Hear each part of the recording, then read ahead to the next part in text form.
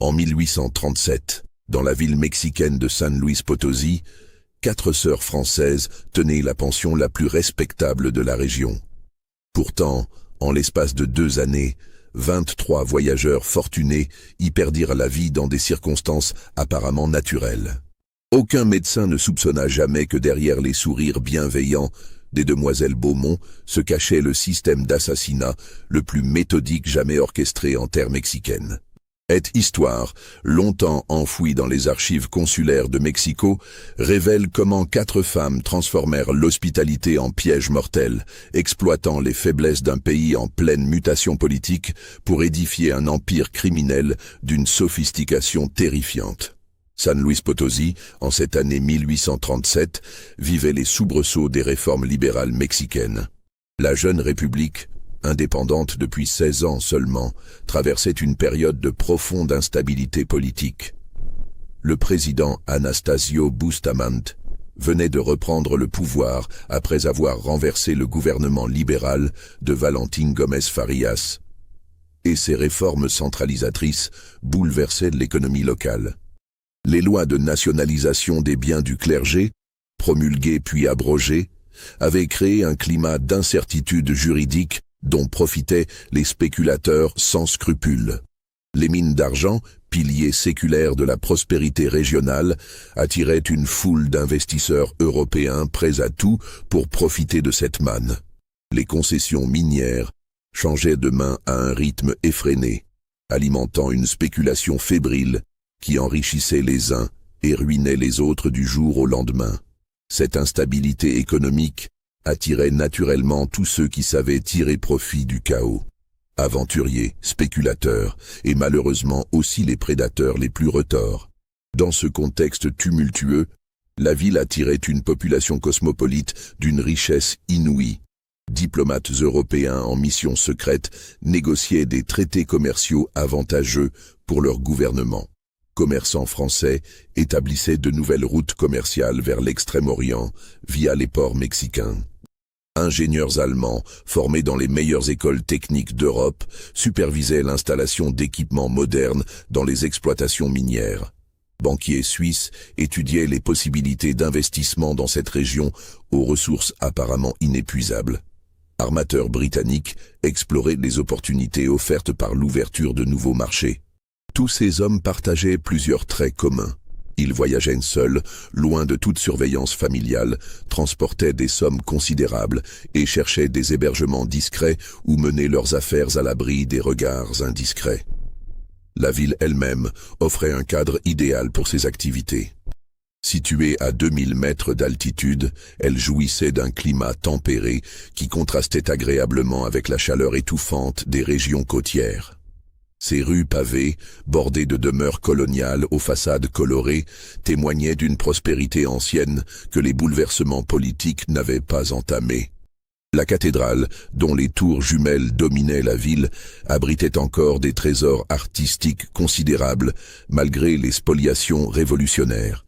Les palais des anciens gouverneurs espagnols avaient été transformés en hôtels particuliers, où se négociaient les plus importantes transactions financières de la région.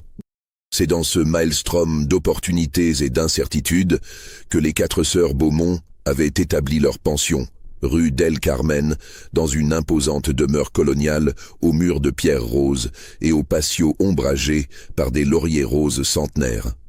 La maison, acquise à un prix dérisoire lors de la vente des biens confisqués à un ancien partisan royaliste exilé en Espagne, offrait 15 chambres spacieuses réparties sur 3 étages, un salon de réception au plafond voûté orné de fresques religieuses, une bibliothèque garnie de volumes reliés en cuir et une cuisine donnant sur un jardin intérieur de 2 hectares où poussaient des herbes et aromatiques, des plantes médicinales et, curieusement, quelques variétés botaniques exotiques aux propriétés mal définies.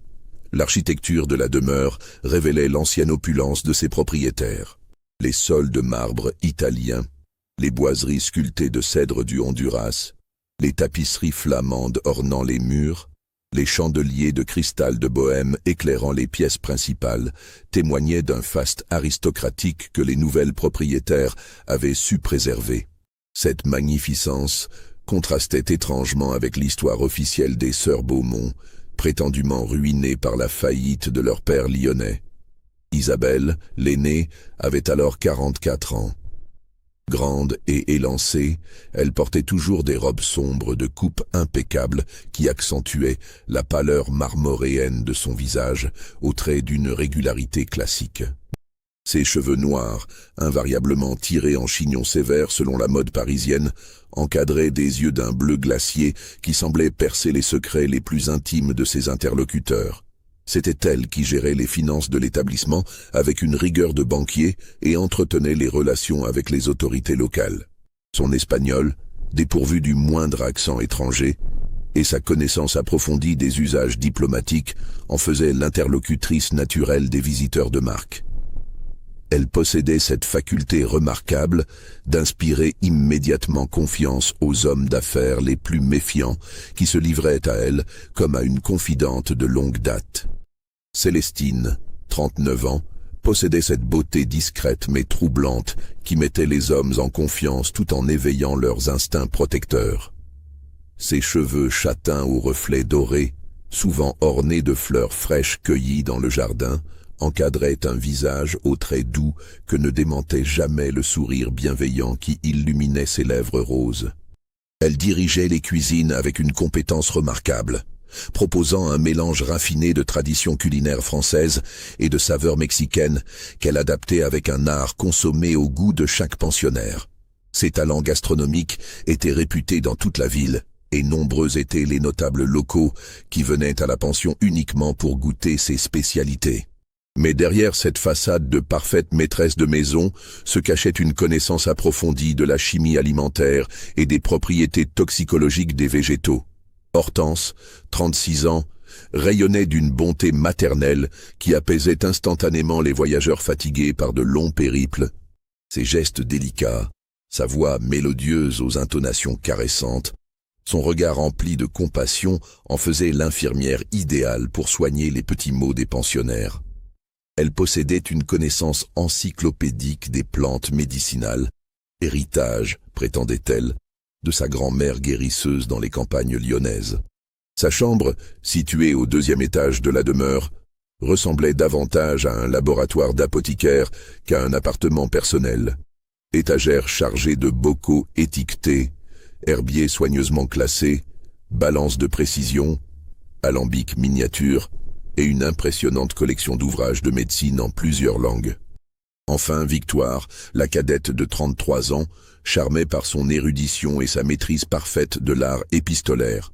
Ancienne élève des Ursulines de Lyon, elle avait reçu une éducation exceptionnelle qui lui permettait de converser avec aisance sur tous les sujets, littérature, philosophie, sciences naturelles, économie politique. Elle tenait la correspondance de l'établissement avec une élégance de style qui impressionnait même les diplomates les plus cultivés et aidait les voyageurs dans leurs démarches administratives les plus complexes. Sa bibliothèque personnelle, occupant tout un mur de sa chambre, contenait des traités de droit international, des manuels de comptabilité commerciale, des recueils de jurisprudence et, curieusement, plusieurs ouvrages de médecine légale qu'elle consultait, expliquait-elle avec un sourire innocent par simple curiosité intellectuelle. Les sœurs Beaumont avaient quitté Lyon en 1834, officiellement pour fuir les troubles liés aux révoltes des Canutes qui avaient ensanglanté la capitale des Gaules.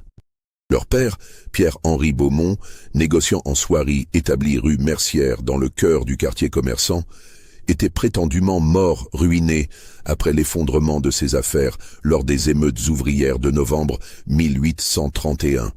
Leur mère, Marie-Louise, née Dufresne, fille d'un pharmacien de la Croix-Rousse, avait succombé à une phtisie foudroyante l'année suivante, laissant ses 4 filles orphelines et sans ressources. Sans fortune ni perspective matrimoniale dans une société bouleversée par les troubles sociaux, les 4 femmes avaient choisi l'exil vers cette terre promise qu'était devenu le Mexique pour tant d'Européens en quête de fortune ou fuyant les persécutions politiques. La pension des demoiselles Beaumont avait rapidement acquis une réputation enviable dans toute la région. Les appartements, meublés avec un goût exquis, grâce aux quelques biens familiaux prétendument sauvés de la débâcle lyonnaise, offrait un confort rare dans cette région, encore marquée par la rudesse coloniale. Linge de maison brodé au monogramme de la famille, vaisselle de porcelaine de Limoges, argenterie aux armes des Beaumont, mobilier d'époque Louis XVI. Tout concourait à créer une atmosphère de raffinement aristocratique qui contrastait délicieusement avec l'exotisme mexicain. L'établissement accueillait exclusivement une clientèle aisée, pratiquant des tarifs élevés qui décourageaient les petits bourgeois, mais attiraient cette élite européenne désireuse de maintenir son train de vie habituel, même en terre d'exil. Le premier décès suspect remonte au 15 octobre 1836, date qui marqua le début d'une série macabre dont l'ampleur ne serait révélée que bien plus tard. Monsieur Louis-Auguste Favier, négociant en textile venu de Marseille, séjournait depuis 3 semaines à la pension dans l'appartement le plus luxueux de l'établissement. Cet homme de 54 ans, d'une constitution robuste malgré ses cheveux grisonnants et ses rides creusées par les soleils méditerranéens, projetait d'établir un comptoir commercial pour importer des soieries françaises vers les marchés mexicains en pleine expansion. Favier avait bâti sa fortune dans le négoce avec l'Orient, important des étoffes précieuses qu'il revendait aux manufacturiers lyonnais. Veuf depuis 5 ans et sans descendance, il avait décidé de se lancer dans une nouvelle aventure commerciale qui devait couronner une carrière déjà brillante.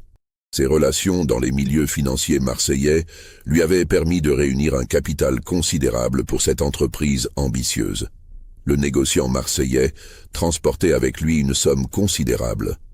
15 000 francs, or soigneusement répartis dans plusieurs bourses de cuir, et l'équivalent de 8 000 piastres espagnols changés à Veracruz, destinés à financer ses premières acquisitions de tissus et l'installation de ses bureaux commerciaux.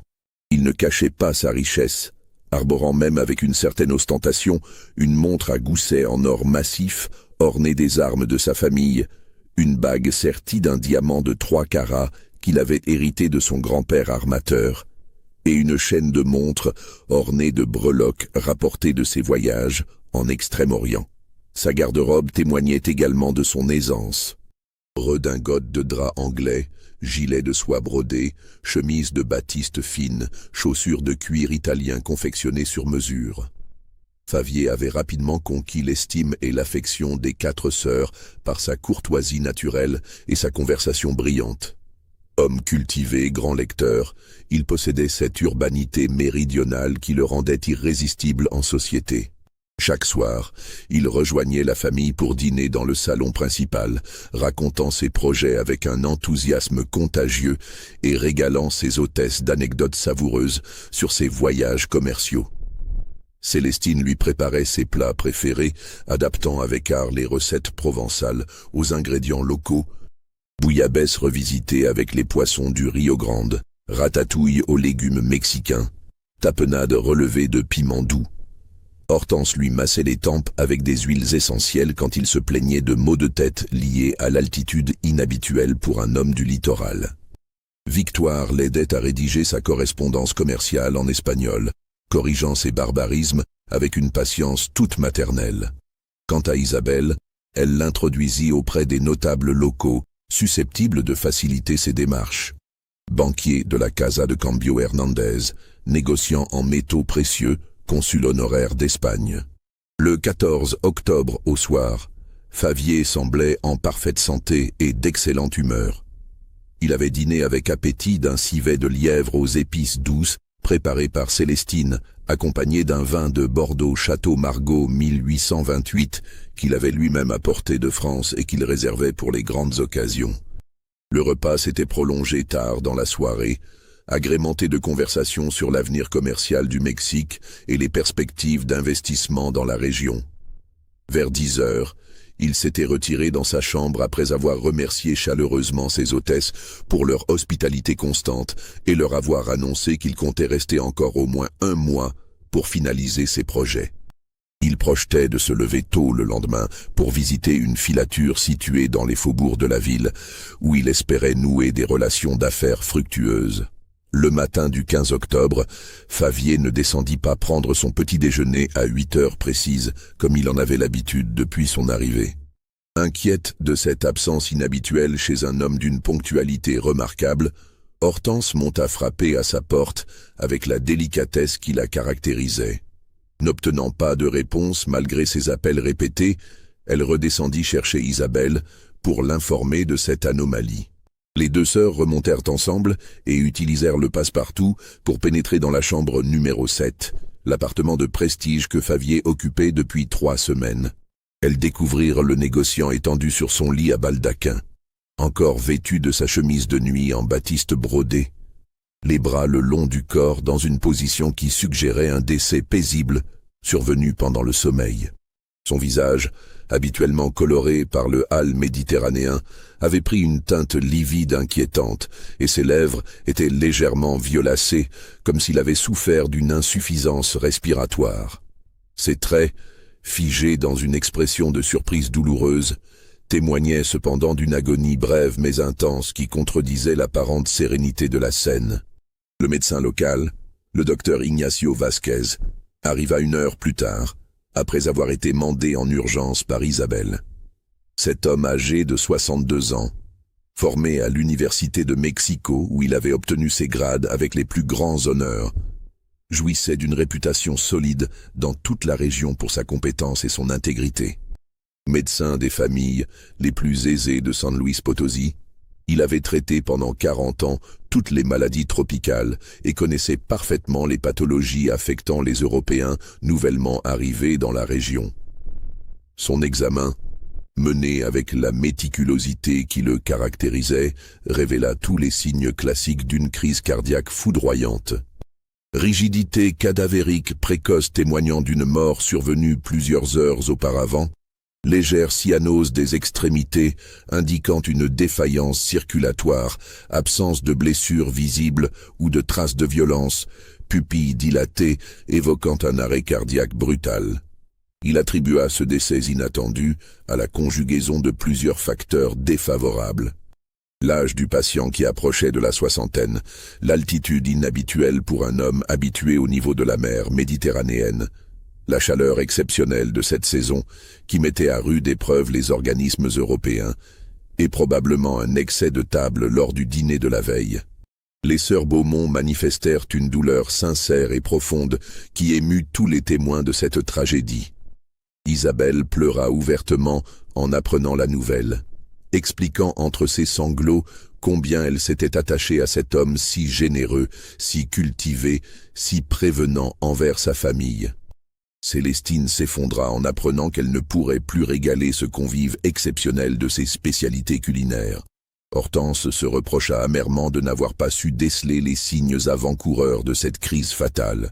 Victoire pleura la perte d'un interlocuteur si raffiné, avec qui elle avait passé des heures délicieuses à discuter littérature et philosophie. Elles organisèrent des funérailles dignes de l'estime qu'elles portaient aux défunts, prenant en charge tous les frais sans regarder à la dépense.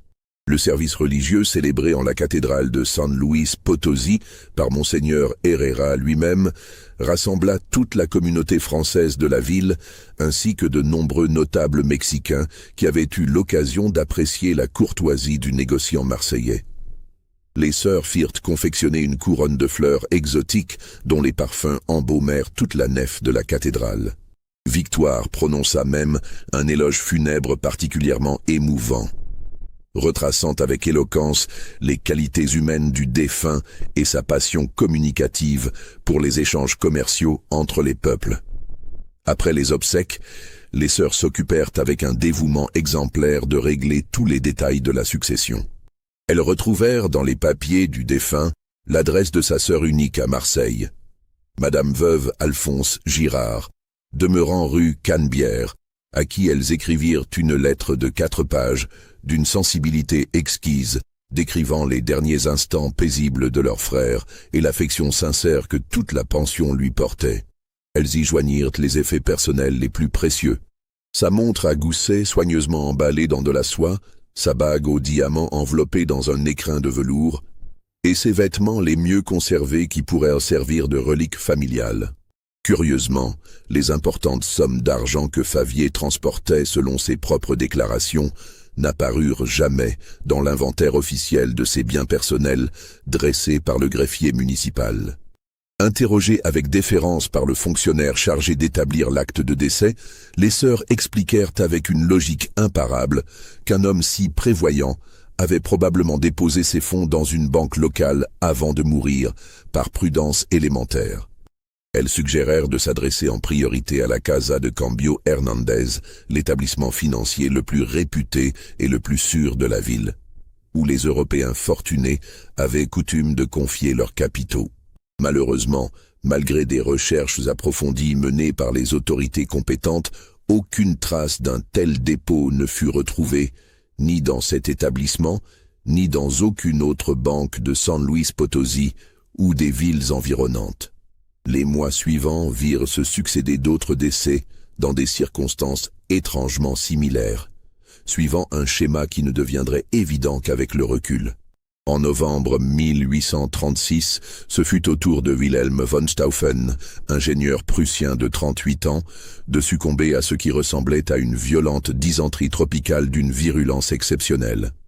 Cet homme, arrivé 6 semaines plus tôt pour superviser l'installation d'une nouvelle machine d'extraction révolutionnaire dans les mines de Real de 14, était pourtant réputé pour son excellente santé physique et sa résistance au climat difficile. Von Stauffen incarnait parfaitement cette nouvelle génération d'ingénieurs européens formés dans les meilleures écoles techniques du continent. Diplômé de l'école royale des mines de Berlin, il avait déjà supervisé des chantiers en Silésie, en Bohême et dans les Balkans avant d'accepter cette mission mexicaine. Grand et athlétique, il pratiquait chaque matin des exercices gymnastiques dans le patio de la pension, impressionnant les autres pensionnaires par sa vigueur physique et sa discipline personnelle. Son teint hâlé, ses muscles saillants, sa démarche énergique témoignaient d'une constitution exceptionnellement robuste. L'ingénieur prussien possédait une fortune considérable, fruit des brevets qu'il avait déposés sur plusieurs innovations techniques révolutionnaires dans le domaine de l'extraction minière. Ses inventions, protégées dans tous les pays européens, lui rapportaient des royalties substantielles qui s'ajoutaient à ses émoluments de consultant international. Il portait constamment sur lui une sacoche de cuir de Russie contenant des liasses de thaler prussiens, flambant neufs et des traites bancaires tirés sur les établissements berlinois les plus prestigieux.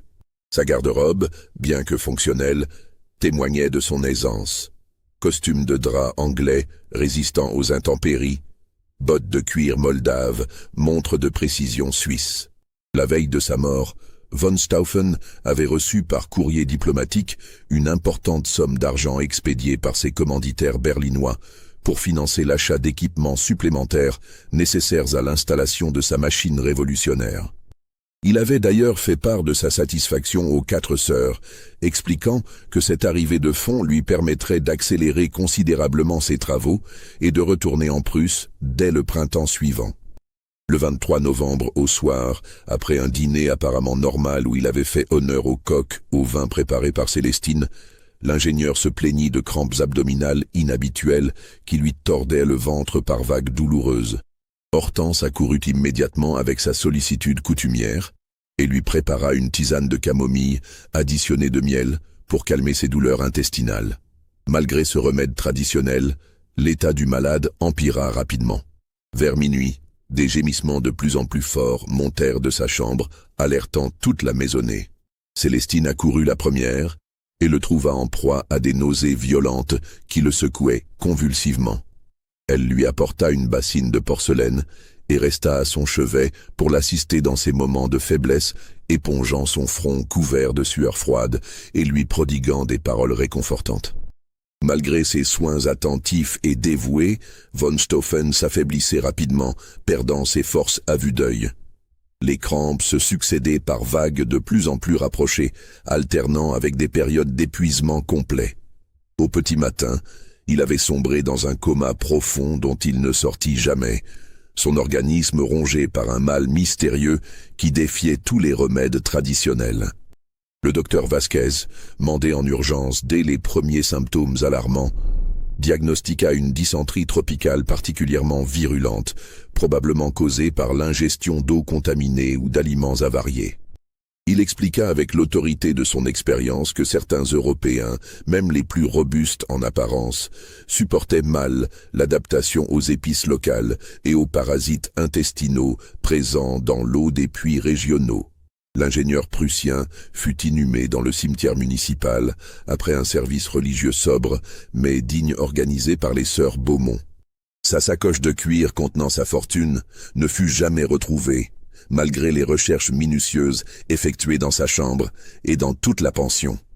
En janvier 1837, James MacLeod, représentant d'une compagnie minière écossaise, mourut dans d'atroces souffrances que le médecin interpréta comme les symptômes d'une fièvre paludéenne particulièrement virulente, bien que la région ne fût pas réputée marécageuse. Cet homme de 46 ans, au teint rougeau caractéristique des Highlanders et à la corpulence respectable témoignant d'une vie prospère, était arrivé à la pension 3 mois plus tôt avec des lettres de recommandation des plus hautes autorités consulaires britanniques. MacLeod représentait les intérêts de la Glasgow Mining Company, l'une des plus importantes sociétés d'extraction de Grande-Bretagne, et négociait l'acquisition de plusieurs concessions aurifères prometteuses dans la région de Zacatecas. Ses mandants lui avaient accordé une liberté d'action exceptionnelle et des crédits quasi illimités pour mener à bien cette mission stratégique qui devait ouvrir à la compagnie écossaise les marchés mexicains en pleine expansion. L'Écossais se distinguait par sa jovialité communicative et sa générosité légendaire qui lui avait valu l'affection de tous les habitants de la pension. Chaque semaine, il organisait des soirées musicales dans le grand salon, accompagnant au piano avec un talent remarquable les chansons traditionnelles françaises qu'entonnaient les 4 sœurs de leur voix harmonieuse. Il ne comptait jamais ses dépenses, offrant régulièrement des cadeaux somptueux à ses hôtesses. Châles de cachemire des Indes pour Isabelle, épices rares rapportées des Antilles pour Célestine, livres de médecine reliés en maroquin pour Hortense, papier à lettres de luxe orné de ses armes familiales pour Victoire.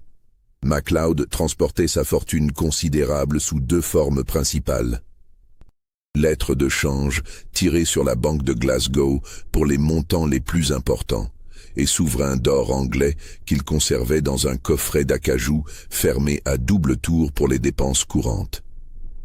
Il possédait également une collection de bijoux familiaux qu'il comptait vendre aux collectionneurs mexicains pour financer une partie de ses investissements. Bagues serties de pierres précieuses écossaises, broches aux armes de son clan, montre de gousset ayant appartenu à son grand-père. Le 15 janvier, au retour d'une excursion organisée pour visiter les ruines préhispaniques des environs de la ville, MacLeod fut pris de frissons violents qui le secouaient de la tête aux pieds, malgré la chaleur de l'après-midi. Hortense le soigna immédiatement, avec le dévouement qui la caractérisait, lui administrant des décoctions de quinquina pour combattre la fièvre naissante, selon les méthodes thérapeutiques les plus modernes. Elle lui prépara également des cataplasmes d'argile pour abaisser sa température corporelle et des tisanes rafraîchissantes pour maintenir son hydratation. Malgré ses efforts soutenus et ses soins constants, l'état du malade empira de façon dramatique. La fièvre monta rapidement jusqu'à atteindre des niveaux dangereux. MacLeod délirait pendant de longues heures, parlant dans son dialecte écossais de fantômes ancestraux qui venaient le chercher pour l'emmener dans les brumes des Highlands. Ces périodes de lucidité s'espaçaient progressivement, alternant avec des phases de délire où il ne reconnaissait plus personne. Au bout de 6 jours d'agonie méthodiquement documentés par Hortense dans ses carnets médicaux, il rendit son dernier souffle dans les bras de ses 4 anges gardiens, comme il les appelait affectueusement dans ses moments de conscience. Les funérailles de MacLeod furent particulièrement émouvantes et rassemblèrent un public considérable. Toute la communauté britannique de San Luis Potosí y assista, ainsi que plusieurs notables mexicains avec qui l'Écossais avait noué des relations d'affaires prometteuses. Le consul britannique de Mexico, Sir Edmund Thornbury, fit même le déplacement spécialement pour rendre un dernier hommage à ce compatriote si estimé et dont la mission revêtait une importance stratégique pour les intérêts de Sa Majesté. Victoire lut un poème qu'elle avait composé en son honneur durant les nuits de veille, évoquant avec une sensibilité exquise sa générosité naturelle, sa bonté d'âme et cette joie de vivre qui illuminait la pension de sa présence chaleureuse. Étrangement, le précieux coffret d'acajou de MacLeod, qu'il manipulait pourtant quotidiennement sous les yeux de tous, demeura absolument introuvable malgré des recherches exhaustives menées dans toute la demeure. Les sœurs expliquèrent avec logique qu'ils l'avaient probablement confié au coffre-fort de quelque banque locale pour des raisons de sécurité élémentaires, mais aucune investigation approfondie ne permit de le localiser dans aucun établissement financier de la région. Ces lettres de change furent expédiées à Glasgow selon les procédures consulaires, mais leur valeur réelle et les conditions de leur encaissement restèrent un mystère que les autorités britanniques ne parvinrent jamais à élucider complètement. En mars 1837, ce fut Amadeo Ricci, banquier italien de 52 ans, qui périt d'un mal mystérieux provoquant convulsions et paralysie progressive, dans des circonstances qui commençaient à éveiller quelques soupçons chez les observateurs les plus attentifs. Cet homme distingué, aux manières raffinées d'aristocrate florentin et aux français impeccables teintés d'un léger accent toscan, représentait les intérêts de la prestigieuse Banca Toscana dans ses négociations délicates avec le gouvernement mexicain pour l'établissement de nouveaux circuits financiers entre l'Europe et l'Amérique latine. Ricci était arrivé à la pension en février, initialement accompagné d'un secrétaire particulier, Giovan, homme érudit, qui l'assistait dans ses transactions les plus complexes. Cependant, ce collaborateur était reparti vers Mexico après quelques jours seulement, rappelé d'urgence par ses supérieurs pour traiter d'autres affaires bancaires, laissant son patron seul à San Luis Potosí pour finaliser les négociations locales. Cette solitude soudaine arrangeait parfaitement les projets des sœurs Beaumont, même si elles manifestèrent une déception polie de voir partir ce jeune homme si charmant. Le banquier italien possédait une fortune personnelle considérable, fruit d'investissements judicieux dans les obligations d'État et les actions de compagnies minières européennes en pleine expansion. Il portait constamment sur lui un portefeuille en maroquin rouge de Florence, contenant des titres au porteur d'une valeur inestimable, ainsi que des lettres de crédit sur les principales banques européennes. Sa chambre, la plus spacieuse de la pension, après celle qu'avait occupée Favier, ressemblait davantage à un bureau financier qu'à un appartement de voyageur. Documents classés avec une méthode maniaque, correspondance chiffrée avec ses associés de Florence, Vienne et Londres, registre comptable tenu avec cette précision légendaire des banquiers toscans, et même une petite bibliothèque de traités économiques qu'il consultait quotidiennement. Ricci appréciait particulièrement la compagnie de Victoire, la plus érudite des 4 sœurs et celle dont la conversation égalait celle des salons parisiens les plus brillants. Chaque soir, après le dîner servi dans la salle à manger principale, ils se retiraient dans la bibliothèque de la demeure pour des discussions passionnées qui se prolongeaient souvent jusqu'à minuit. Ils évoquaient ensemble les dernières parutions littéraires, débattaient d'économie politique selon les théories les plus modernes, analysaient les évolutions de la situation européenne et confrontaient leur vision de l'avenir commercial du continent américain. Victoire l'aidait également à perfectionner son espagnol en lui faisant lire des chroniques locales soigneusement sélectionnées et lui prodiguait des conseils précieux pour mieux comprendre les subtilités psychologiques de la mentalité mexicaine dans les affaires. Le 28 mars au matin, Ricci se plaignit d'engourdissements inhabituels dans les mains qui l'empêchaient de tenir correctement sa plume pour rédiger sa correspondance quotidienne. Hortense, toujours prompte à secourir les pensionnaires souffrants, attribua immédiatement ce malaise à des rhumatismes articulaires fréquents chez les hommes de son âge, surtout après des années passées dans les bureaux humides des banques italiennes. Elle lui prépara avec empressement des cataplasmes d'herbes apaisantes selon des recettes familiales transmises de génération en génération, et lui massa longuement les articulations avec des huiles essentielles aux propriétés anti-inflammatoires réputées.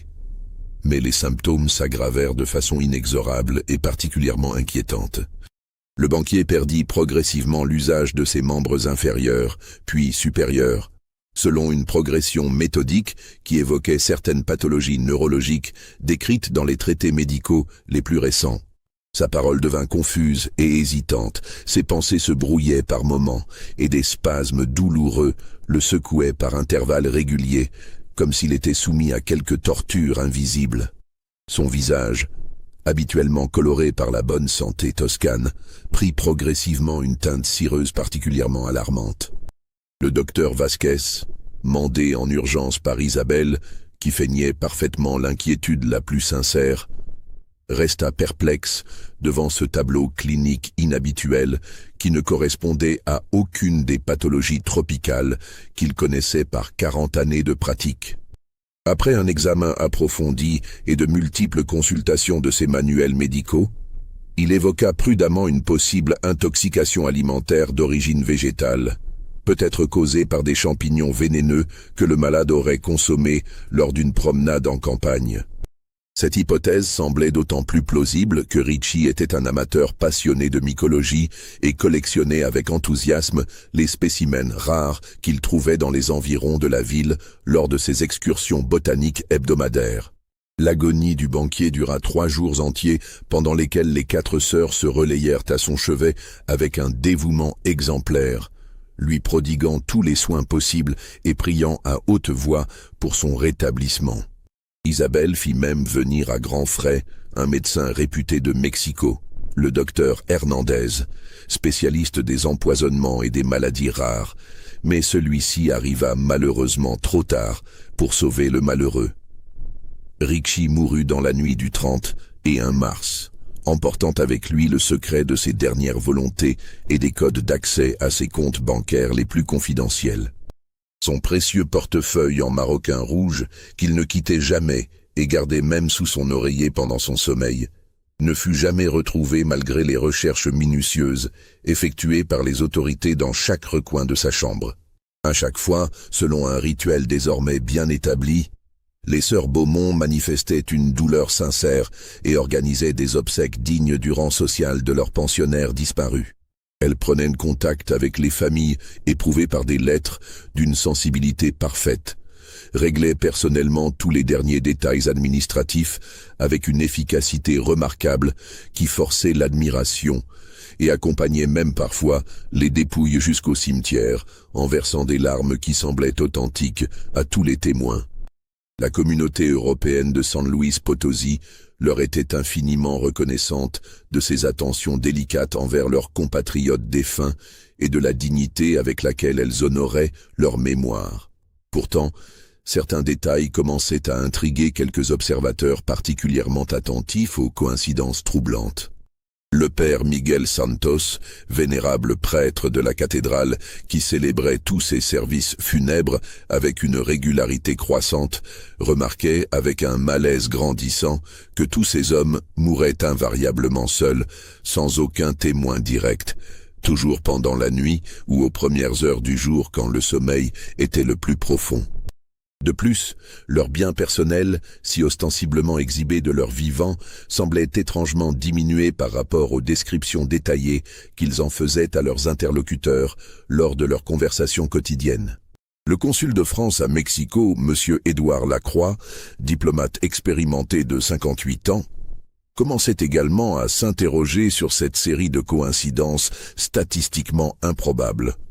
En l'espace de 6 mois seulement, il avait reçu 4 demandes officielles d'actes de décès concernant des ressortissants français ou des étrangers francophones morts dans la même pension de San Luis Potosí. Cette concentration géographique lui paraissait suspecte, d'autant que la ville ne connaissait aucune épidémie particulière durant cette période et que les autres établissements d'hébergement n'enregistraient aucun décès notable.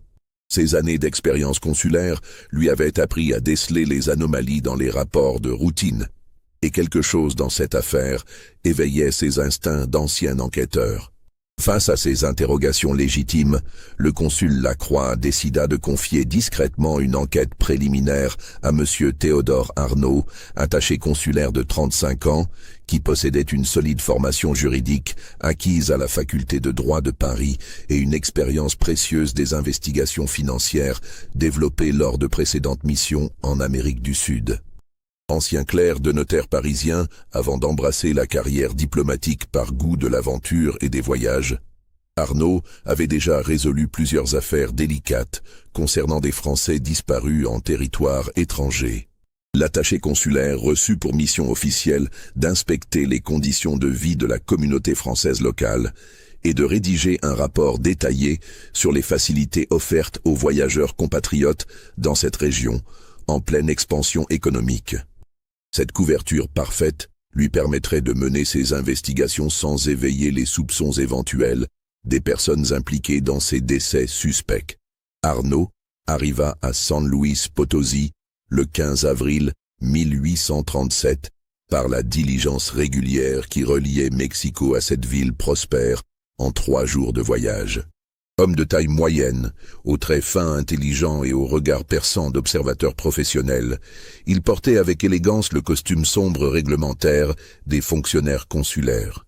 Sa première visite fut naturellement pour la pension des demoiselles Beaumont, réputée dans toute la région être l'établissement le plus accueillant et le plus confortable pour les voyageurs européens de qualité.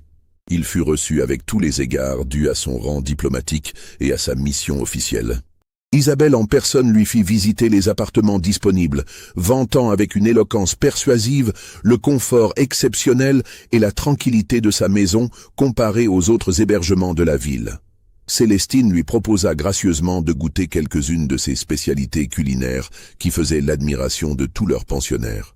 Hortense s'enquit avec sollicitude de sa santé après le voyage fatigant depuis Mexico et lui offrit ses services d'infirmière experte pour tout malaise éventuel.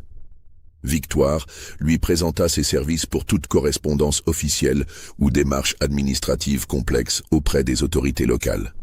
Arnaud fut immédiatement frappé par la beauté saisissante et l'élégance raffinée de ces 4 femmes qui contrastaient de façon troublante avec l'image qu'il s'était formée de simples immigrées lyonnaises fuyant la misère sociale. Leur français parfait, dépourvu de tout accent régional, leur manière distinguée digne des salons parisiens, leur culture évidente qui transparaissait dans chaque conversation, leur aisance naturelle dans les relations sociales dénotait une éducation aristocratique difficilement compatible avec leur histoire officielle. Il accepta néanmoins de prendre pension chez elle pour plusieurs semaines, expliquant qu'il devait séjourner dans la région le temps d'accomplir minutieusement sa mission d'inspection et de rédiger ses rapports détaillés. L'attaché consulaire était un homme méthodique et observateur, doté de cette faculté d'analyse qui permet de déceler les incohérences les plus subtiles dans les discours et les comportements. Formé aux techniques d'enquête par ses années de clerc de notaire parisien, où il avait appris à démêler les successions les plus complexes, il possédait cette patience et cette rigueur indispensables aux investigations délicates. Dès ses premiers jours à la pension, plusieurs détails significatifs attirèrent son attention professionnelle. D'abord, la richesse évidente du mobilier et de la décoration contrastait de façon flagrante avec l'histoire que racontaient les sœurs sur leur exil forcé de Lyon, après la ruine familiale. Les meubles d'époque, les tapis persans, l'argenterie massive, les tableaux de maître, les objets d'art disposés dans toutes les pièces témoignaient d'une fortune bien supérieure à ce qu'auraient pu sauver 4 femmes prétendument ruinées par la faillite paternelle. Cette opulence suggérait plutôt des rentrées d'argent considérables et récentes. Ensuite, leurs connaissances approfondies en médecine, en chimie, en botanique, paraissaient étrangement développées pour de simples bourgeoises lyonnaises dont l'éducation aurait dû se limiter aux arts d'agrément traditionnellement enseignés aux jeunes filles de bonne famille. Leur conversation révélait une maîtrise technique qui dépassait largement le niveau de la culture générale et s'apparentait davantage à une formation professionnelle spécialisée. Enfin, leur aisance financière actuelle semblait totalement disproportionnée par rapport aux revenus réels que pouvait générer une pension, même parfaitement achalandée et pratiquant les tarifs les plus élevés de la région. Leurs dépenses quotidiennes, leur largesse envers les pauvres, leurs donations à l'Église, leurs investissements dans l'amélioration constante de leur établissement dénotaient des ressources mystérieuses qui ne correspondaient à aucune source de revenus légitime, identifiable. Intrigué par ces anomalies flagrantes, Arnaud entreprit discrètement de reconstituer l'historique précis des décès survenus dans l'établissement depuis son ouverture. Il rendit visite au docteur Vasquez sous prétexte officiel de s'enquérir des conditions sanitaires de la région pour les autorités françaises soucieuses de la santé de leurs ressortissants. Le vieux médecin, flatté de cette consultation officielle, lui confirma la singularité statistique de ces 4 décès consécutifs survenus dans le même établissement, mais maintint fermement ses diagnostics initiaux tout en reconnaissant certaines particularités troublantes. Il précisa toutefois que l'état de conservation des corps avait systématiquement rendu difficile un examen post-mortem approfondi. Tous ces hommes ayant été inhumés rapidement en raison de la chaleur et des usages locaux. L'attaché consulaire rencontra également de nombreux témoins directs ou indirects.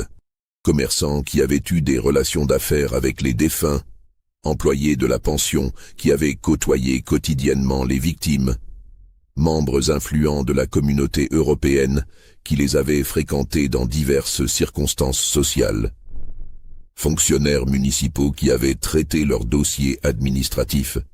Tous confirmaient unanimement que ces hommes étaient en parfaite santé physique et d'humeur excellente jusqu'à leurs derniers jours, projetant même des séjours prolongés et des investissements importants dans la région. Un détail particulièrement troublant émergea progressivement de ces témoignages croisés. Chacune des victimes avait systématiquement reçu des soins particuliers et personnalisés de la part d'une des 4 sœurs dans les jours précédant immédiatement sa mort mystérieuse. Favier avait été particulièrement dorloté par Célestine, qui lui préparait quotidiennement des tisanes spéciales selon des recettes familiales secrètes. Von Stauffen avait régulièrement bénéficié des massages thérapeutiques d'Hortense pour soulager ses prétendues tensions musculaires. MacLeod avait été soigné avec dévouement par Isabelle lors de ses premiers symptômes fiévreux. Ricci avait reçu les cataplasmes médicinaux de Victoire pour ses douleurs articulaires. Cette répartition systématique des soins suggérait une organisation méthodique plutôt que des élans spontanés de compassion. Intrigué par ces coïncidences troublantes qui dépassaient largement le domaine du hasard, Arnaud décida d'approfondir considérablement ses recherches sur le passé réel des 4 sœurs et leurs antécédents familiaux. Il écrivit confidentiellement au consul de France à Lyon, lui demandant de vérifier discrètement mais minutieusement l'histoire officielle de la famille Beaumont et de fournir tous les renseignements disponibles sur ces 4 femmes dans les archives municipales, commerciales et judiciaires. Cette enquête de routine consulaire ne pouvait éveiller aucun soupçon et s'inscrivait parfaitement dans le cadre de sa mission officielle.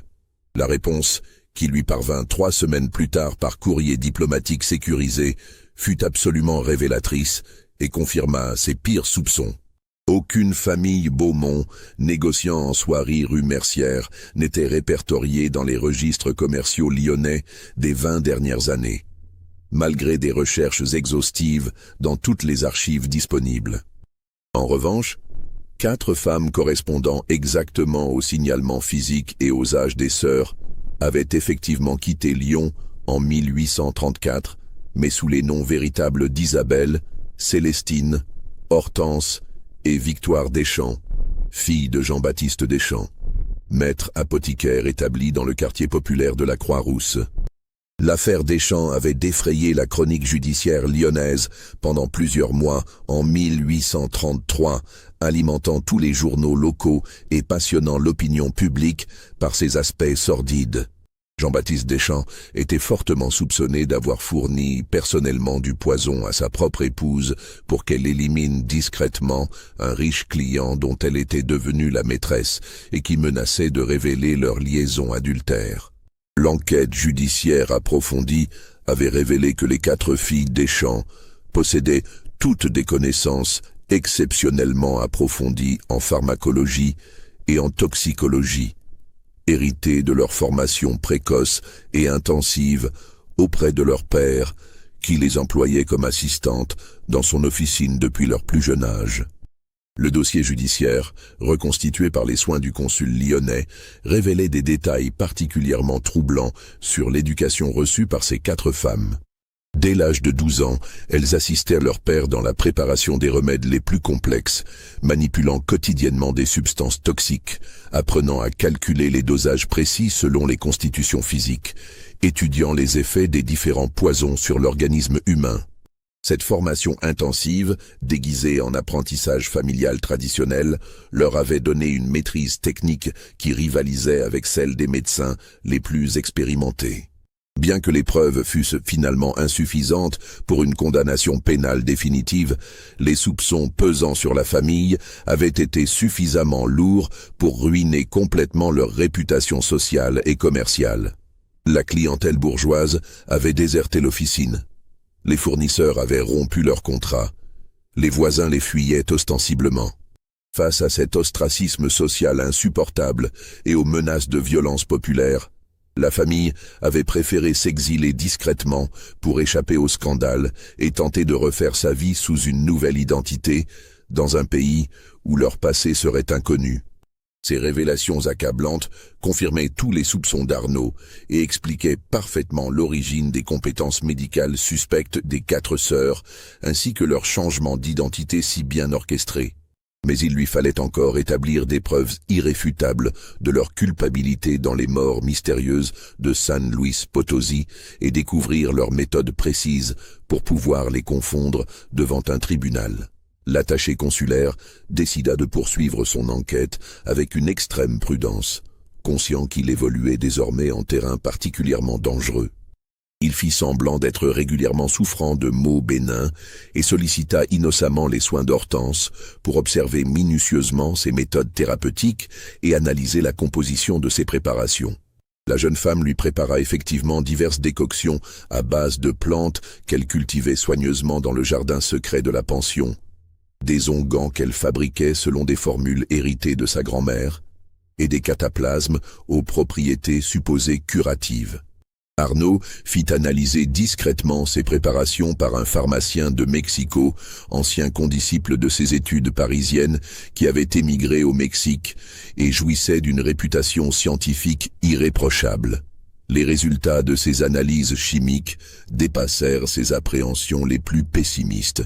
Toutes ces préparations apparemment inoffensives contenaient des doses infimes mais calculées de substances toxiques diverses, insuffisantes pour provoquer une mort immédiate, mais parfaitement capables de créer une dépendance physiologique progressive et d'affaiblir systématiquement les défenses naturelles de l'organisme. Un soir de mai particulièrement lourd, une nouvelle inquiétante parvint à la pension par la voix d'un voyageur de passage. Monsieur Gustave Perrin, riche armateur marseillais, venait d'arriver à San Luis Potosí et cherchait activement un logement de qualité digne de son rang social et de ses moyens financiers.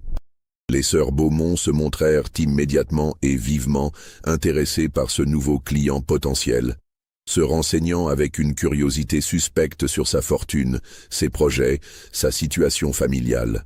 Arnaud comprit avec effroi que le piège mortel était en train de se refermer inexorablement sur une nouvelle victime innocente. L'attaché consulaire était désormais face à un dilemme moral et tactique crucial qui engageait sa responsabilité personnelle et professionnelle. Devait-il révéler immédiatement ses soupçons aux autorités mexicaines au risque de voir les preuves disparaître et les coupables s'échapper, ou continuer patiemment son enquête pour rassembler des éléments irréfutables, quitte à laisser une nouvelle victime tomber dans le piège mortel? Il opta finalement pour une stratégie audacieuse et particulièrement risquée. Il décida de se faire passer lui-même pour une proie idéale et de laisser les sœurs organiser sa propre élimination, tout en prenant secrètement les précautions nécessaires pour retourner la situation à son avantage et les confondre en flagrant délit. Arnaud commença par modifier subtilement mais significativement son comportement quotidien pour attirer l'attention cupide des 4 sœurs. Il se mit à exhiber ostensiblement une bourse bien garnie, prétendant avoir reçu des fonds consulaires importants pour financer ses missions d'inspection dans toute la région.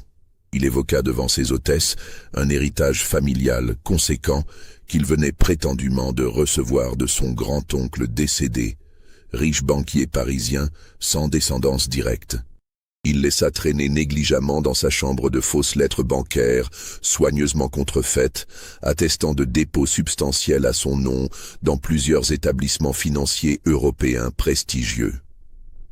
La réaction des 4 femmes ne se fit pas attendre et confirma tous ses soupçons. Leurs attentions se multiplièrent de façon presque caricaturale. Isabelle l'invita à des promenades romantiques et solitaires dans les environs pittoresques de la ville, loin de tout témoin potentiel. Célestine lui prépara des plats de plus en plus raffinés et personnalisés, s'enquérant avec insistance de ses goûts culinaires préférés. Hortense se montra particulièrement préoccupée par sa santé, lui recommandant quotidiennement des tisanes fortifiantes et des remèdes préventifs contre les maladies tropicales.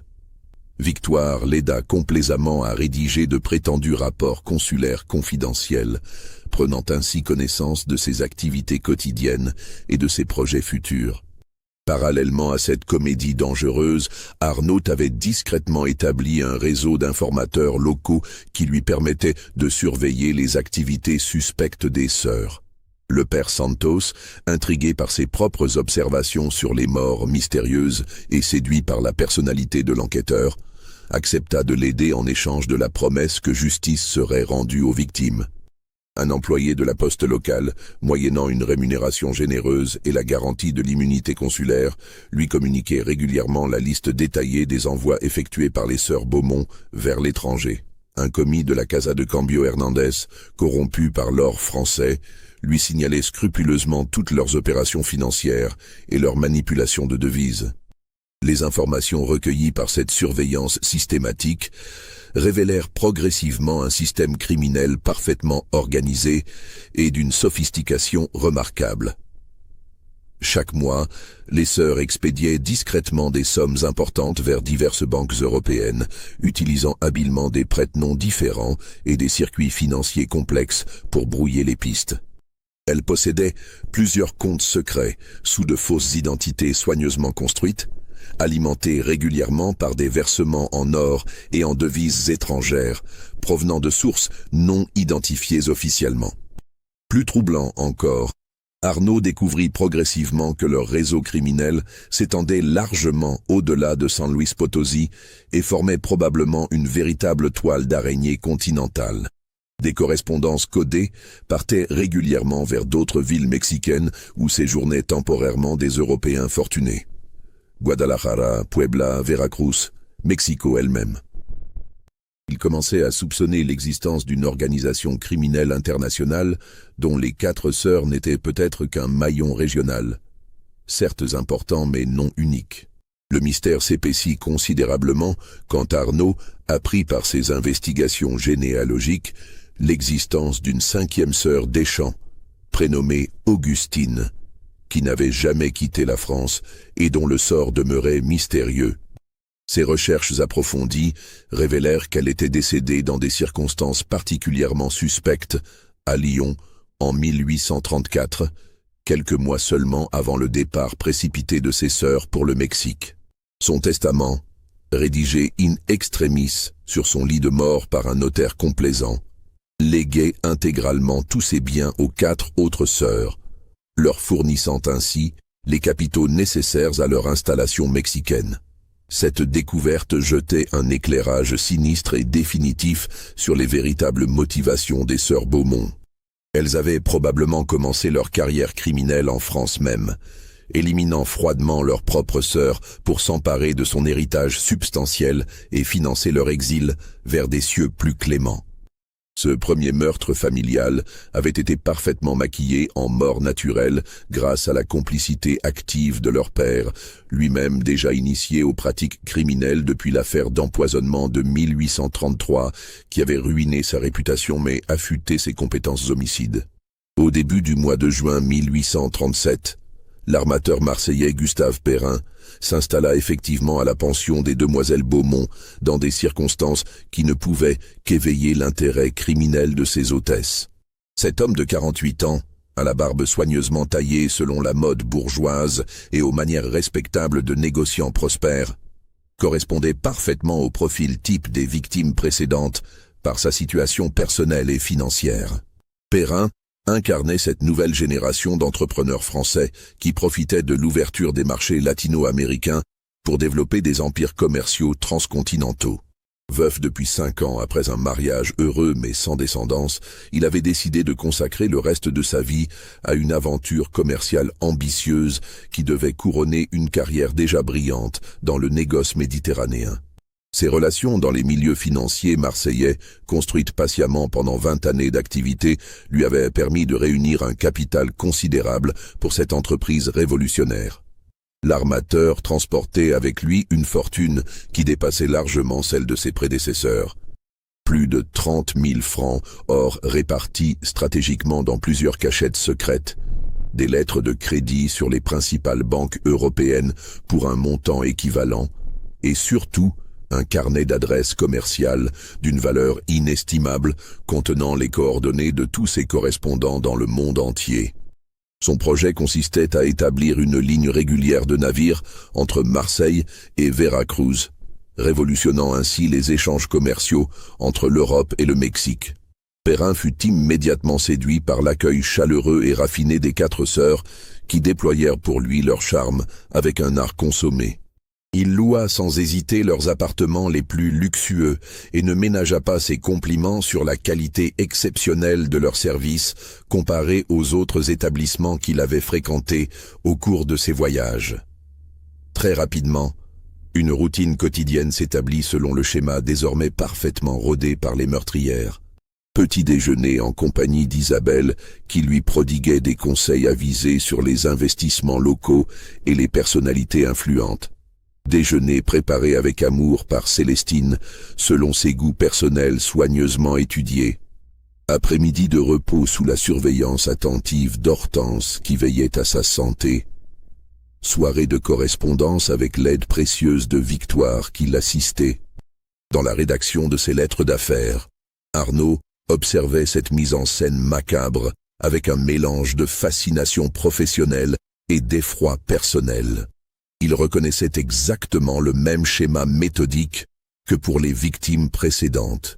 Isolement progressif de l'étranger par rapport à ses compatriotes, création d'une dépendance affective et sociale vis-à-vis de ses hôtesses, étude minutieuse de ses habitudes quotidiennes et de l'étendue de sa fortune, identification de ses faiblesses physiques et psychologiques. Les 4 sœurs déployaient leur talent criminel avec un professionnalisme glaçant qui témoignait d'années d'expérience et de perfectionnement. L'attaché consulaire remarqua également que chaque sœur avait développé sa propre spécialité criminelle avec une précision d'expert. Isabelle excellait dans l'art de la manipulation psychologique et de l'extorsion d'informations confidentielles. Elle amenait subtilement ses victimes à révéler l'étendue exacte de leur fortune, leurs projets d'investissement futurs, leurs relations familiales, leurs testaments, leurs codes bancaires. Son charme aristocratique naturel et sa culture étendue inspiraient une confiance immédiate, même aux hommes d'affaires les plus méfiants. Célestine maîtrisait parfaitement l'art redoutable de l'empoisonnement culinaire dans ses aspects les plus raffinés. Ses connaissances approfondies en botanique et en chimie, héritées de son éducation d'apothicaire, lui permettaient d'administrer des doses précises de substances toxiques dissimulées dans des mets délicieux qui masquaient parfaitement le goût des poisons. Elle utilisait principalement des plantes locales aux propriétés mortelles soigneusement cultivées dans le jardin secret. Graines de ricin finement broyées, champignons vénéneux réduits en poudre impalpable, extrait de digital savamment dosé selon le poids et la constitution de chaque victime. Hortense s'était spécialisée dans les méthodes paramédicales d'administration de toxiques par voie externe. Ces massages thérapeutiques apparemment bienfaisants dissimulaient l'injection de poison par voie cutanée grâce à des aiguilles microscopiques trempées dans des solutions concentrées. Ces tisanes médicinales contenaient des alcaloïdes toxiques qui provoquaient des symptômes ressemblant parfaitement à des maladies tropicales connues. Son aspect maternel et bienveillant écartait automatiquement tout soupçon de malveillance. Quant à Victoire, elle orchestrait magistralement la disparition des preuves et l'organisation des successions frauduleuses. Ses talents exceptionnels d'écriture lui permettaient de falsifier des testaments, de rédiger de fausses correspondances posthumes, d'effacer les traces financières des victimes, de corrompre les témoins potentiellement gênants. Elle entretenait également un réseau étendu de complicité avec des employés corrompus de l'administration locale qui fermaient les yeux sur les anomalies en échange de généreuses rétributions. Un événement fortuit et providentiel permit à Arnaud de découvrir l'ampleur réelle et terrifiante des activités criminelles des sœurs Beaumont. Le 10 juin au soir, un violent orage tropical éclata sur San Luis Potosí avec une violence inhabituelle même pour la saison. Les pluies torrentielles, accompagnées de vents destructeurs, s'abattirent pendant 6 heures consécutives sur la ville, provoquant des inondations dans les quartiers bas et l'effondrement partiel de plusieurs constructions anciennes. Dans le jardin de la pension, la tempête provoqua l'effondrement spectaculaire d'un mur de soutènement séculaire, révélant l'existence d'une cave secrète parfaitement dissimulée sous les fondations de la demeure coloniale. Cette découverte fortuite bouleversa les plans des sœurs qui tentèrent immédiatement de minimiser l'importance de cette trouvaille en prétendant qu'il s'agissait simplement d'anciennes caves à vin de l'époque espagnole. Prétextant galamment vouloir aider aux travaux de déblaiement et de consolidation urgents, Arnaud put explorer méthodiquement cette cache mystérieuse pendant que les sœurs s'affairaient à limiter les dégâts visibles. Ce qu'il y découvrit dépassa ses pires appréhensions et confirma définitivement la nature criminelle des activités de ses hôtesses. La cave secrète abritait un véritable laboratoire de chimie clandestine d'une sophistication remarquable. Alambic de cuivre perfectionné, cornu de verre soufflé, balance de précision d'orfèvre, collection systématique d'échantillons botaniques soigneusement étiquetés, fioles contenant des substances non identifiées aux couleurs inquiétantes, fours de calcination pour réduire certains végétaux en poudre. L'ensemble témoignait d'années de recherche méthodique et d'expérimentation systématique. Des étagères spécialement aménagées couraient le long des murs humides, chargées d'une bibliothèque spécialisée particulièrement révélatrice, traités de médecine légale récents, manuels de toxicologie appliquée, ouvrages de chimie pharmaceutique, recueils de jurisprudence sur les empoisonnements et même quelques livres interdits sur les techniques d'interrogatoire et de torture psychologique. Cette documentation technique confirmait le caractère scientifique et prémédité de leurs activités meurtrières.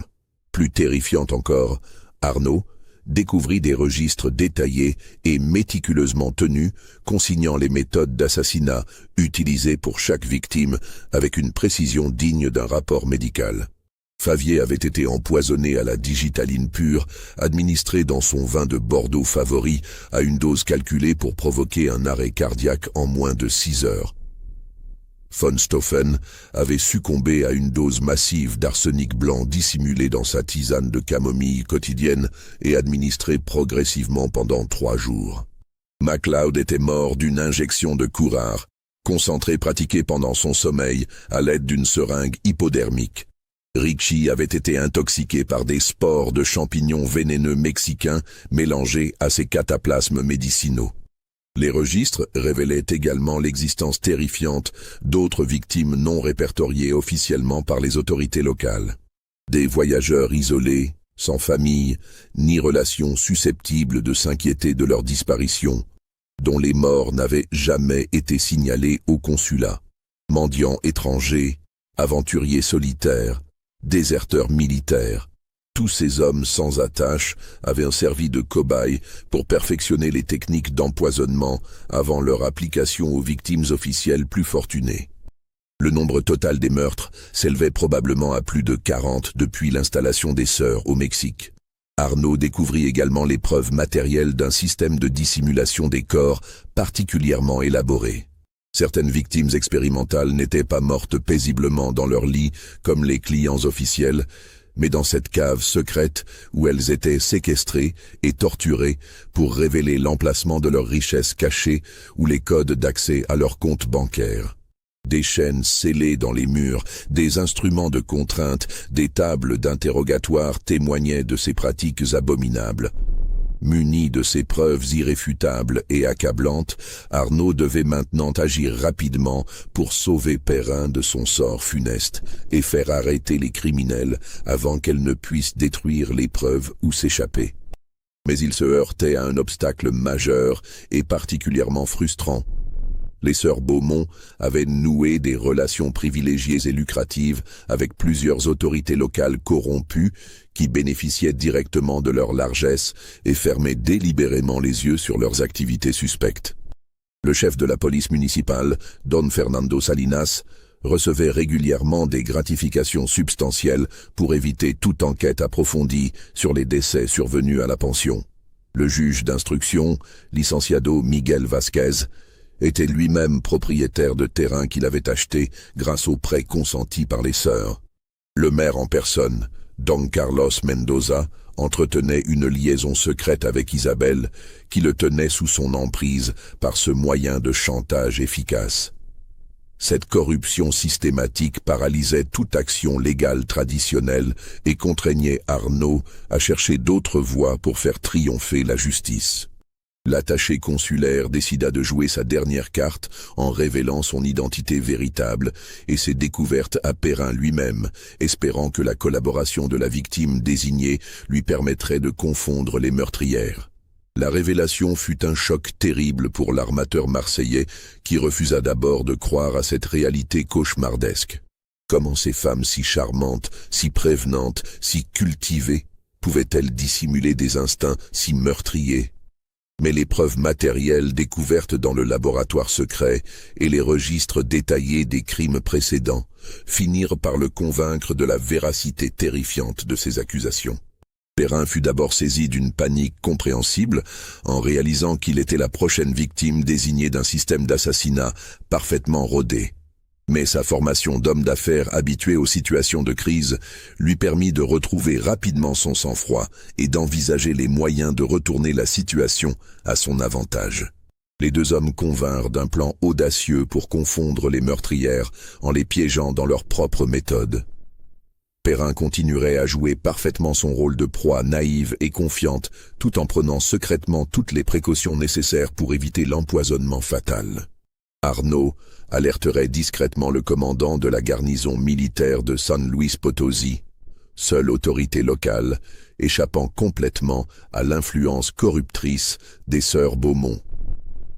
Ensemble, ils organiseraient un piège sophistiqué pour surprendre les criminels en flagrant délit de tentative d'assassinat. Le plan manqua d'échouer tragiquement dès le premier jour de sa mise en application. Célestine proposa immédiatement à Perrin un dîner d'exception pour célébrer son premier mois de séjour à la pension. Prétexte idéal pour lui administrer la dose fatale de poison qui devait l'éliminer définitivement. L'armateur accepta cette invitation avec un enthousiasme fin, mais prit soin de ne consommer réellement que les plats qu'il avait vus préparer sous ses yeux directs et de ne boire que de l'eau provenant d'une source qu'il avait personnellement testée et analysée. Il simula ensuite habilement des symptômes d'indigestion légère pour expliquer son malaise apparent sans éveiller les soupçons. Les sœurs se montrèrent immédiatement et vivement inquiètes de cet échec partiel qui compromettait leur planning d'exécution. Elles intensifièrent leurs efforts avec une détermination redoublée, multipliant dangereusement les occasions d'administrer leur poison mortel. Hortense proposa des massages quotidiens aux huiles essentielles empoisonnées. Isabelle organisa des promenades romantiques dans des lieux isolés propices aux accidents mortels. Victoire suggéra même un voyage d'affaires vers les mines de Zacatecas, loin de tout témoin potentiel et de toute possibilité de secours médical. La tension atteignit son paroxysme dramatique le 24 juin 1837, jour de la Saint-Jean traditionnellement célébré dans toute la chrétienté. Ce jour-là, les sœurs organisèrent une fête somptueuse en l'honneur de cette fête religieuse, prétexte parfait à un grand banquet réunissant tous les notables influents de la ville. Perrin devait y tenir le rôle d'invité d'honneur, occasion rêvée pour les meurtrières de passer définitivement à l'acte devant des témoins respectables qui ne pourraient que constater le décès apparemment naturel de leur victime. Arnaud avait prévenu confidentiellement le commandant Herrera, officier intègre et incorruptible qui dirigeait la garnison locale avec une fermeté exemplaire. Cet homme de 50 ans, ancien combattant de l'indépendance mexicaine, jouissait d'une réputation irréprochable et échappait totalement aux réseaux de corruption locaux. Des soldats en civil furent discrètement postés autour de la pension et dans les rues avoisinantes. Un médecin militaire compétent, le docteur Ramirez, se tenait prêt à intervenir d'urgence pour contrer les effets d'un éventuel empoisonnement par les antidotes appropriés. Le banquet débuta vers 7 heures du soir, dans une atmosphère apparemment festive et détendue. Les invités, une trentaine de personnalités locales soigneusement sélectionnées, furent reçus dans le grand salon spécialement décoré pour l'occasion, avec un luxe ostentatoire. Célestine avait préparé un menu gastronomique exceptionnel, mêlant avec art les spécialités françaises les plus raffinées et les saveurs mexicaines les plus exotiques. Les vins, prétendument tirés de la cave personnelle des sœurs, accompagnaient harmonieusement chaque service selon les règles de l'art culinaire français. Arnaud observait attentivement le comportement des 4 femmes en s'efforçant de paraître naturel.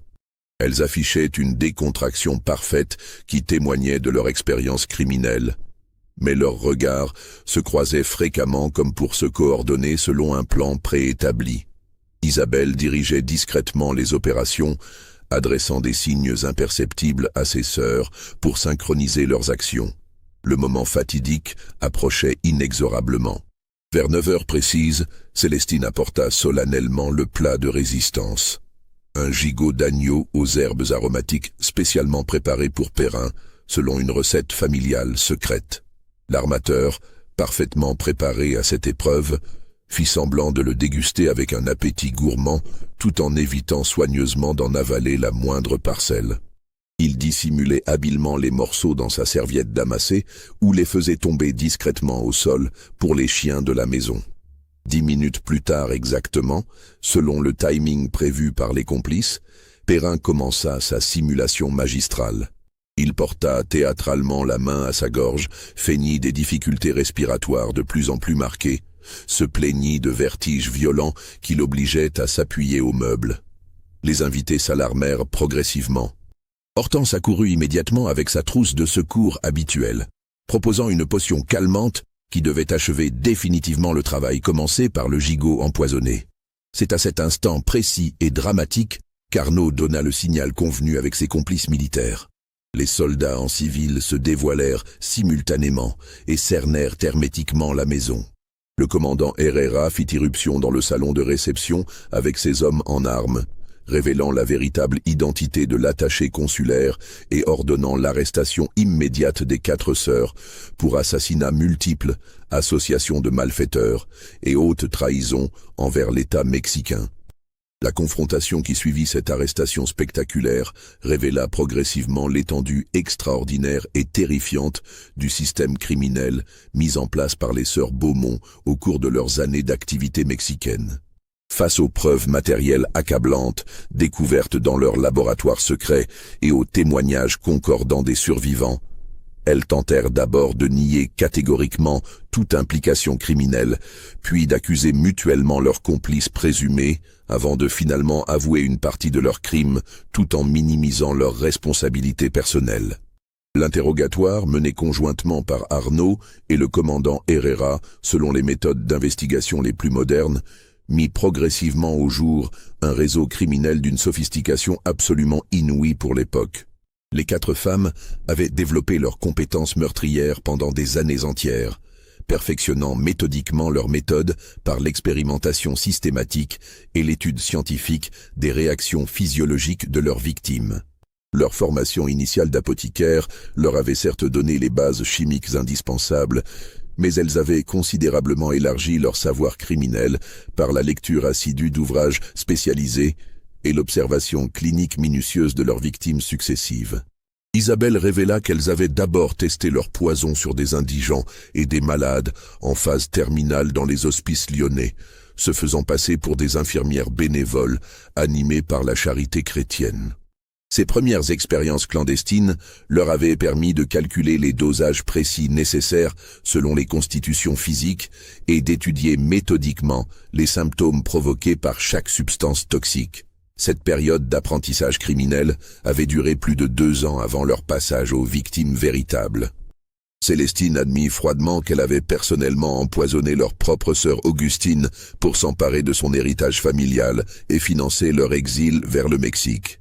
Ce premier meurtre consanguin avait été parfaitement maquillé en mort naturelle grâce à la complicité active de leur père, lui-même initié aux pratiques criminelles depuis l'affaire d'empoisonnement de 1833.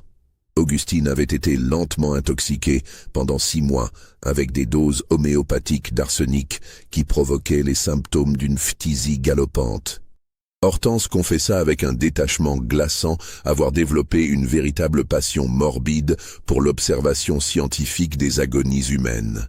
Elle tenait des carnets détaillés, décrivant avec une précision médicale les réactions physiologiques de chaque victime, les phases successives de leur décomposition, les variations individuelles dans l'efficacité des différents poisons selon l'âge, le sexe, la constitution physique.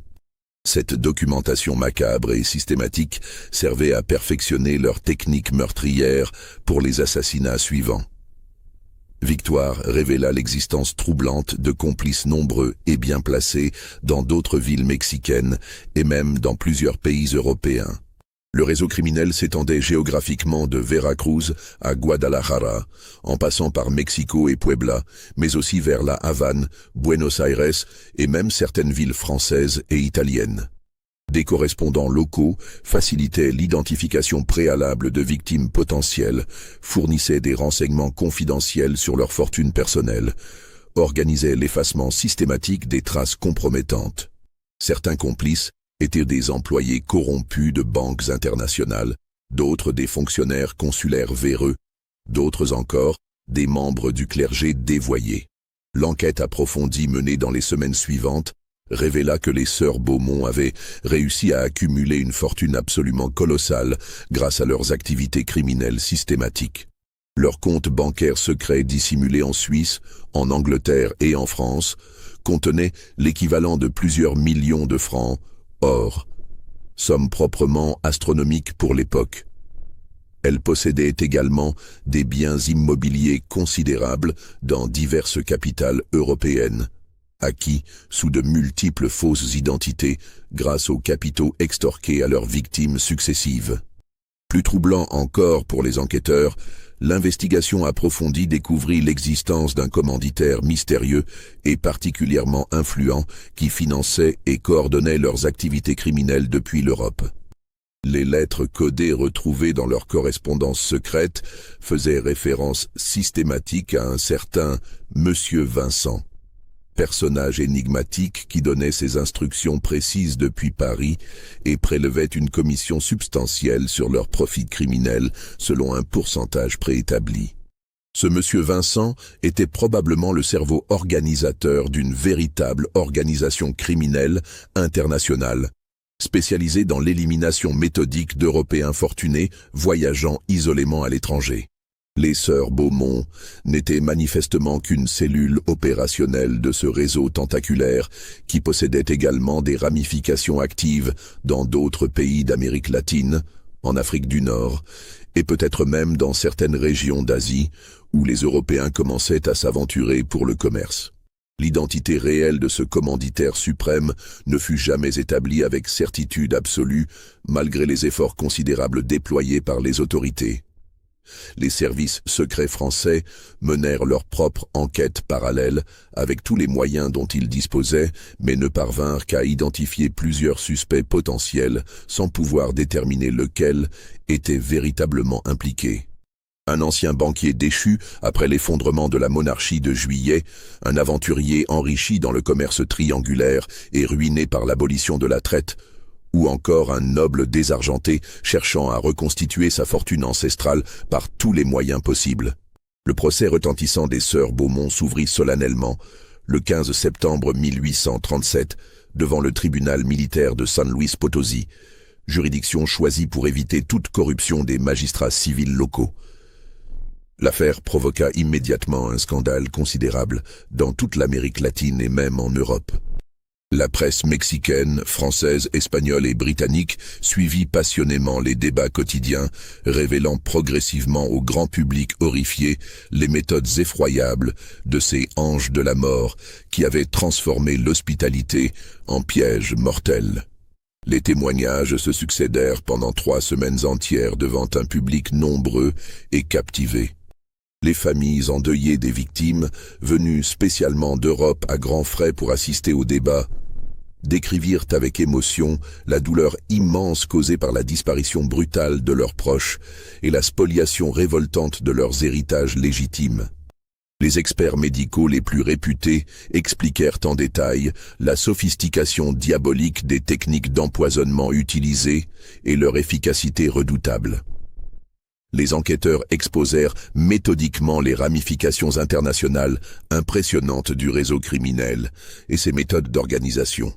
Le plus troublant et révélateur fut incontestablement le témoignage des accusées elles-mêmes durant leur interrogatoire public.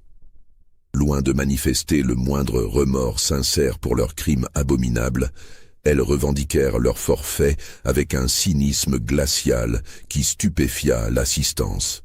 Isabelle expliqua doctement qu'elle ne faisait que redistribuer équitablement les richesses mal acquises de ces bourgeois exploiteurs qui s'enrichissaient sur le dos des prolétaires. Célestine affirma avec conviction que ses victimes avaient bénéficié d'une mort relativement douce comparée aux souffrances atroces qu'elles infligeaient quotidiennement à leurs ouvriers dans leurs manufactures. Hortense prétendit avoir soulagé ces hommes cupides du fardeau moral de leur richesse excessive. Victoire justifia tous ces forfaits par la nécessité vitale de survie dans un monde masculin structurellement hostile aux femmes intelligentes. Ces déclarations publiques révélèrent la dimension idéologique profonde de leurs crimes et leur vision révolutionnaire de la société. Les sœurs Beaumont se considéraient sincèrement comme des justicières sociales, vengresses désignées des opprimés contre leurs oppresseurs bourgeois.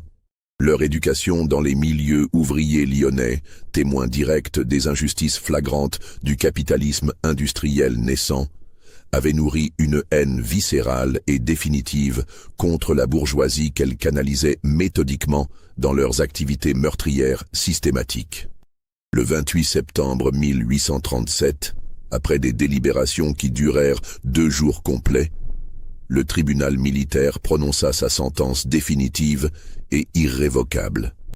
Les 4 sœurs furent unanimement condamnées à mort pour assassinats multiples avec préméditation, association de malfaiteurs internationaux, faux et usage de faux en écriture publique et atteinte caractérisée à la sûreté de l'État mexicain. Leurs biens considérables furent intégralement confisqués et redistribués équitablement aux familles des victimes identifiées selon leurs droits successoraux légitimes. L'exécution capitale eut lieu le 15 octobre 1837, exactement 1 an jour pour jour après la mort de leur première victime mexicaine officiellement répertoriée, Louis-Auguste Favier. Les 4 femmes furent fusillées à l'aube dans la cour de la prison militaire, devant une foule considérable venue de toute la région pour assister à ce châtiment exemplaire qui marquait la fin d'un règne de terreur. Leurs dernières paroles restèrent énigmatiques et inquiétantes. Isabelle déclara d'une voix ferme « D'autres continueront notre œuvre sacrée ». Célestine murmura « La justice sociale triomphera des oppresseurs ». Hortense affirma avec conviction « Nos âmes se réincarneront en vengeurs des faibles ». Victoire conclut mystérieusement « Le réseau survit toujours à ses exécutants ». Ces déclarations cryptiques alimentèrent longtemps les spéculations sur la survie possible de leur organisation criminelle internationale. Effectivement, dans les années qui suivirent immédiatement l'exécution, Plusieurs affaires troublantes furent signalées dans d'autres pays latino-américains. Des Européens fortunés moururent dans des circonstances suspectes, dans des pensions tenues par des femmes mystérieuses au passé incertain. Mais aucune enquête officielle ne parvint jamais à établir formellement un lien direct avec le réseau démantelé des sœurs Beaumont. Malgré l'apparente conclusion définitive de l'affaire, de nombreuses zones d'ombre persistent encore aujourd'hui dans les archives consulaires. L'identité du mystérieux Monsieur Vincent ne fut jamais formellement établie malgré des années d'investigation. Les autorités françaises classèrent finalement le dossier sans suite après avoir interrogé plus de 60 suspects potentiels. Certains enquêteurs soupçonnaient même l'implication de services secrets européens utilisant ce réseau criminel pour éliminer discrètement des personnalités politiquement gênantes. La fortune colossale accumulée par les sœurs ne fut jamais entièrement récupérée. Seule une partie de leurs avoirs put être localisée et restituée aux ayants droit. Des millions de francs or disparurent définitivement, probablement transférés vers des comptes secrets que les condamnés emportèrent dans leur tombe. Cette richesse fantôme alimenta des légendes tenaces sur l'existence de trésors cachés dans diverses capitales européennes. L'ampleur réelle de leurs crimes reste également inconnue. Les registres découverts dans leurs laboratoires secrets ne couvraient que les 2 dernières années de leurs activités mexicaines. Leurs méfaits antérieurs en France, leurs éventuelles victimes pendant le voyage transatlantique, leurs possibles complices dans d'autres continents n'ont jamais été complètement élucidés. Le nombre total de leurs victimes pourrait largement dépasser la centaine. Plus troublant encore, la disparition systématique de tous les témoins directs de l'affaire pose des questions dérangeantes. Théodore Arnaud mourut dans un mystérieux accident de diligence 6 mois après le procès. Le commandant Herrera fut retrouvé assassiné dans sa chambre 1 an plus tard. Le docteur Ramirez succomba à une fièvre inexpliquée. Gustave Perrin disparut corps et biens lors d'un naufrage en mer des Caraïbes. Ces coïncidences troublantes suggèrent que le réseau criminel était loin d'être entièrement démantelé. L'affaire des sœurs Beaumont demeure l'une des énigmes criminelles les plus fascinantes et dérangeantes du XIXe siècle. Elle révèle l'existence possible de réseaux criminels internationaux d'une sophistication insoupçonnée, capables d'opérer pendant des années sans être détectés par les autorités. Elle illustre également les failles béantes du système judiciaire de l'époque, incapable de faire face efficacement à des organisations criminelles transfrontalières. Dans un monde où les voyages internationaux se multiplient, où les fortunes privées s'accumulent, où les moyens de communication permettent de coordonner des activités sur plusieurs continents, rien n'interdit de penser que des héritiers spirituels des sœurs Beaumont continuent leurs sinistres activités sous d'autres formes. Les archives consulaires françaises conservent encore aujourd'hui des rapports troublants mentionnant des décès suspects d'Européens fortunés dans diverses régions du monde. Simple coïncidence statistique ou indice d'une continuité criminelle organisée? La question reste douloureusement ouverte, car au final, l'histoire tragique des 4 sœurs de San Luis Potosí nous rappelle une vérité dérangeante. Derrière les apparences les plus respectables peuvent se cacher les intentions les plus meurtrières. Dans un monde où l'hospitalité devient un piège mortel et la bienveillance un masque criminel, la confiance devient un luxe dangereux que les voyageurs isolés ne peuvent plus se permettre. Cette leçon reste d'une actualité troublante. Aujourd'hui encore, combien de pensions charmantes, d'hôtels accueillants, de maisons d'hôtes pittoresques cachent-ils des secrets inavouables? Combien de sourires bienveillants dissimulent-ils des intentions criminelles? L'affaire des sœurs Beaumont nous enseigne que le mal absolu peut revêtir les apparences de la bonté la plus parfaite et que la méfiance reste parfois le prix de la survie.